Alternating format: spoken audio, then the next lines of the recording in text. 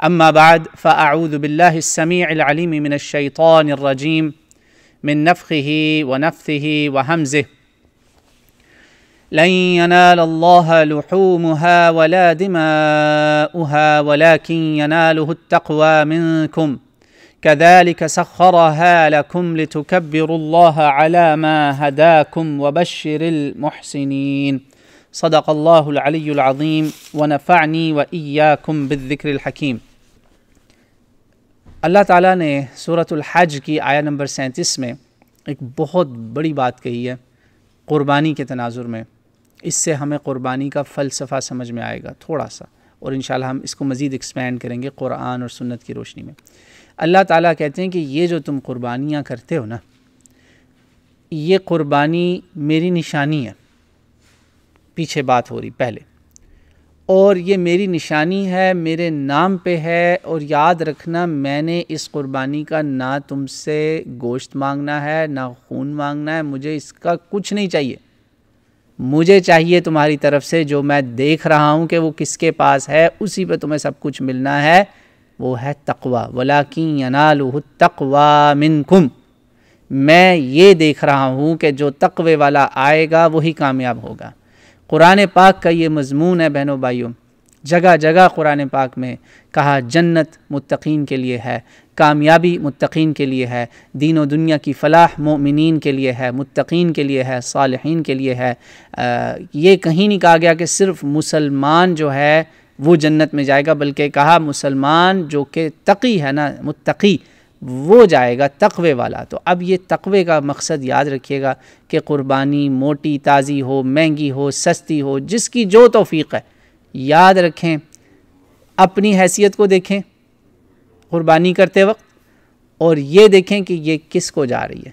دونوں کا آپ نے بیلنس رکھنا ہے، اور اصل چیز یہ ہے التقویٰ ہا ہنا، جیسے او کما قال علیہ الصلوۃ والسلام، یہاں پہ جو آپ کے تقویٰ ہے نا، آپ نے اس کو مد نظر رکھنا ہے۔ اور کیونکہ یہ اگر صحیح ہوا، خلوص نیت ہوئی، یہ مقصد واضح ہوا کہ ہم یہ قربانی کیوں کر رہے ہیں اور کس کے لیے کر رہے ہیں، اور ہمیں اس کے بعد کیا تمنا ہے اللہ تعالیٰ سے، تو یہ آپ کی 2-3 اگر خواہشات صحیح ہوئیں، یہ ارادے صحیح ہوئے، مقاصد واضح ہوئے، تو انشاءاللہ کامیابی۔ ورنہ ایسی کامیابیوں کو اللہ تعالیٰ نے بالکل نہیں قبول کرنا۔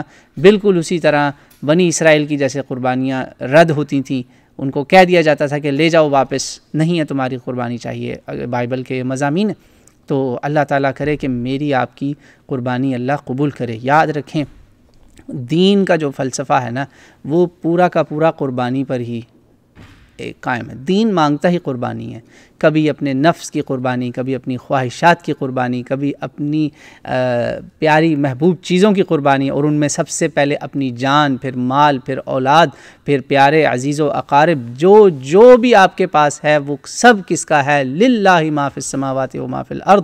نہ صرف آپ کی ذات کے اس سے متعلق ہے، بلکہ اس کائنات میں، زمین و آسمان میں جو کچھ ہے وہ صرف اور صرف اللہ کے لیے ہے، بس اسی کی ملکیت ہے۔ اصل حاکم، اصل مالک، اصل رازق، اصل خالق وہی ہے۔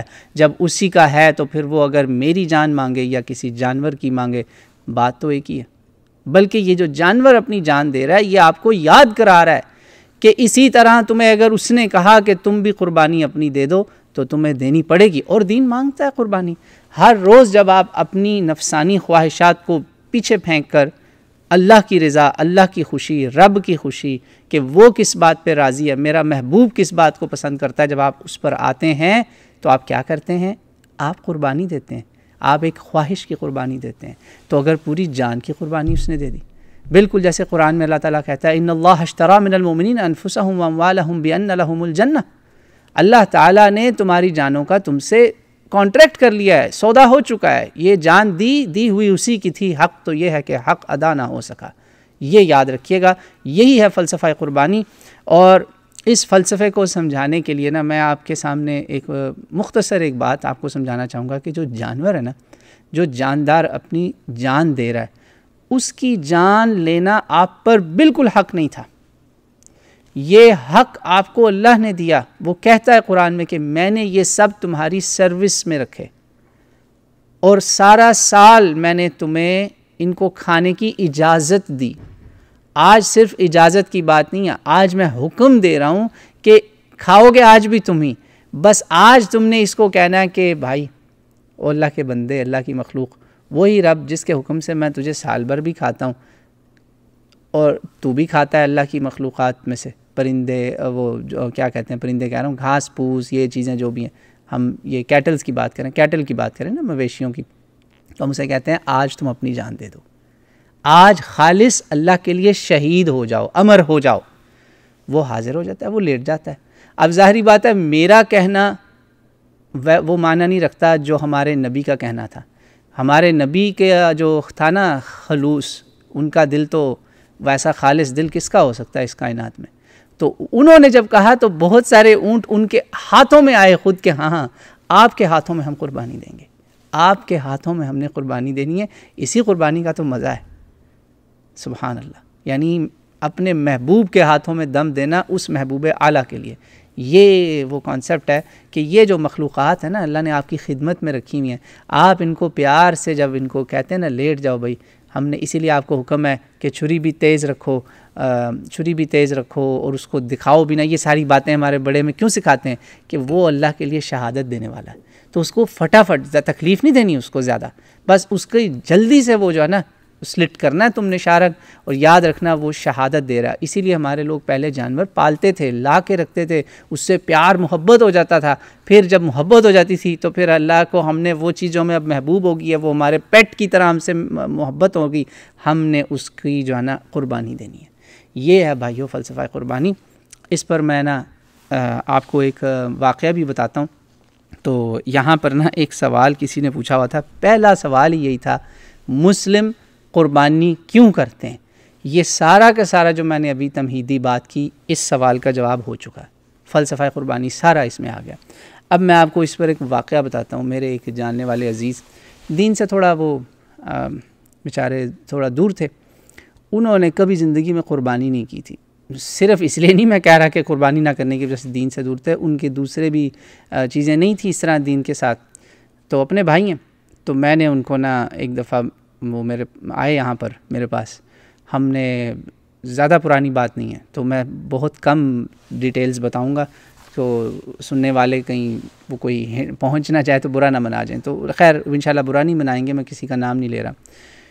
تو ان کو میں نے کہا کہ یار ایسے دینی ہے تم نے قربانی. تو اس نے کہا کیسے دینی؟ میں نے کہا دیکھو آج تم یہ یاد رکھنا کہ یہ کوئی رسم نہیں ہو رہی, تم اس جانور سے یہ سمجھ لو کہ یہ تمہارا ہے, تمہاری ملکیت ہے, اور تم اس کو کہہ رہے ہو کہ تم اصل میں تم اس رب کی ملکیت ہو, میں تو اس رب کا بندہ ہوں, اس کے نام پہ میں تجھے کہہ رہا ہوں لیٹ جا اور جان دے دے. اور اس لیے میں نے کہنا ہے بسم اللہ, اللہ کے نام پہ قربان ہو جا. اور اس سے پہلے میں نے دعا کرنی ہے, کعبہ رخ منہ کرنا ہے. اس میں طریقہ بھی آپ سمجھ جائیں گے. یہ ہمارے بہت بڑے, میرے اپنے فیملی میں یہ والی بات نہیں کی تھی جو میں اب آگے بتانے والا ہوں, کہ اس کو کعبہ رخ منہ کرنا ہے اس کا, اور اس کو کہنا ہے اللہم من کا ولکا, اللہ یہ تیرا ہے تجھی کو جا رہا ہے. یاد رکھیں اس کی جان جو ہے نا, اس کی روح جو جائے گی وہ تو اللہ کے پاس جانی ہے نا, وہ تقوی ساتھ لے کے جائے گی کہ اس نے حلال کی کمائی سے یہ کی یا حرام کی کمائی سے, خلوص سے کی یا صرف گوشت کھانے کے لیے. اس کی نیت کیا صرف کھانا پینا تھی یا اس کی نیت واقعی ربی رضا تھی؟ ملنا تو آپ سب کو فزیکلی وہی کچھ ہے, مگر اگر آپ صرف یہ نیت ہی کر لینا, اگر آپ غریب بھی ہیں, آپ خود ہی کھانا چاہتے ہیں سارا, آپ غریب ہیں کوئی بات نہیں, مگر اس ایمان کے ساتھ آپ نے کہہ دینا یا اللہ یہ تیرا ہے اور تجھی کو جا رہا ہے. جب میں نے اس کو یہی لٹرلی یہ 1 منٹ سے کم کی بات ہوگی, میں نے کہی ایسے ہم نے اس کو لٹایا جانور کو, تو میں نے کہا یار تم چھری چلاؤ گے اور تیزی سے چلانا, اور ساتھ ساتھ ہم نے بولنا ہے بسم اللہ اللہ اکبر اللہم من کا ولکا.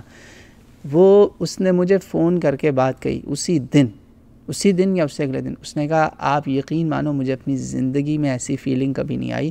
جب اس کی دھار نکلی نا خون کی, تو میں نے کہا اللہ کیسے اس جانور نے تیرے نام پہ جان دے دی, اور ہم تیرے نام پہ ایک نماز کے لیے اٹھنے کو تیار نہیں ہوتے.